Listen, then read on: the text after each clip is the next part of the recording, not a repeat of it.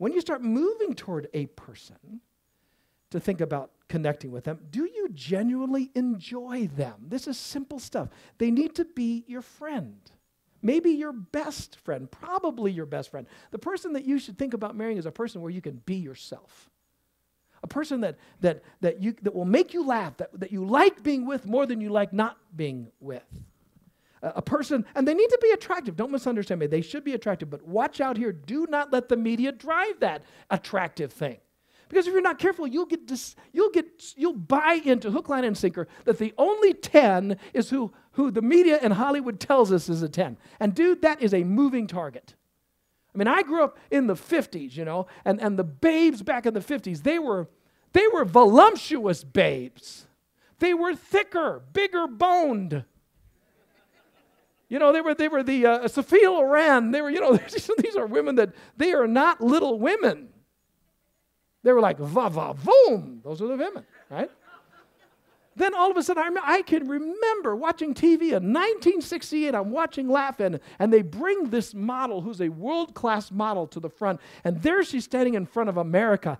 Twiggy. She was, and that's exactly what she was. She was this little skinny little runt of a thing. And everybody's going, the media was saying, this is the new babe, the new 10. And I'm going, she was a skinny runt of a thing. And yet that was sexy then, see? And then you move into the 70s, they got a little muscly. That was kind of weird. Then they became these long, tall, whatever. And I'm not saying those women aren't beautiful. They're all beautiful. But you just have to understand, it's every season, every country, every nationality has different 10s. You don't have to buy into what they tell you is a 10 because you saw some image, right? I mean, look at the Renaissance women. The babes of the Renaissance women. These were thunderous women. They were large. Right? And people were going, right? You read Song of Solomon. Song of Solomon. Solomon actually describes this woman who he's going crazy about. And you think, well, what does she look like, And then he describes her. Your nose overhangs Damascus.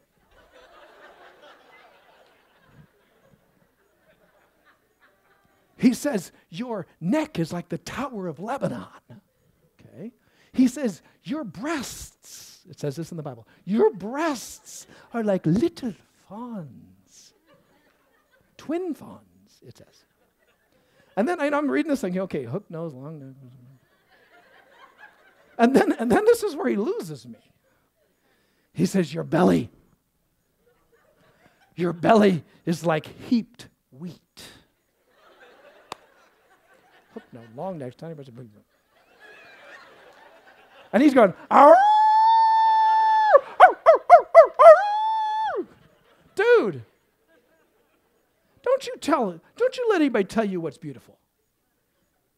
I don't know if you saw the documentary about the Hema people in western Uganda. In their culture, the bigger a woman is, the more beautiful she is.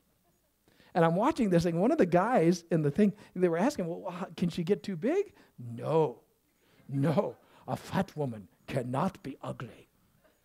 And this guy, what they basically do is they ritually fatten up their brides before marriage so she can be as beautifully as possible. So if you decide, so guys, if you are mom and dad, if you were setting up a bride for your son, that kind of a deal, and the bride's family has contacted the part of the deal, and it's written in that she must, over the next year, get as fat as possible. And so they get her in fattening huts, and they drink milk and fattening foods for 6 months to a year to gain up to 75 to 150 pounds. And this whole documentary is going through this, and the guy's going, he's just so excited, skinny little runt of a guy, who's the groom. And he's going, oh, she's gained 75 pounds. He says, hopefully she'll gain 150. He's like in a panic, excitement. I'm watching this thinking, well, it's different. What's the point? Don't you let anybody tell you what beautiful is. Don't you buy into what beautiful is from somebody else's perspective. What you have to ask yourself is that man, is that woman, are they attractive? Is there something, are they friends? Are there something that we connect with on some level that's fun? Because the reality is, for all of us, honey, over time, we all kind of go south. I mean, that's why the Bible says beauty is fleeing, right? Now, you can make beauty the biggest thing in your life and fight all of your life to stay absolutely beautiful. And don't misunderstand me. If the barn needs painting, you need to paint it. Right? I mean, do the best you can with what you got. Right? So don't misunderstand me. But if you make that your chief aim and you're always fighting for that, listen, I think it's ridiculous. I think, some people hate being older, and so they do all this stuff to their bodies to keep them looking older. It's not like anybody thinks, oh, you must be 20.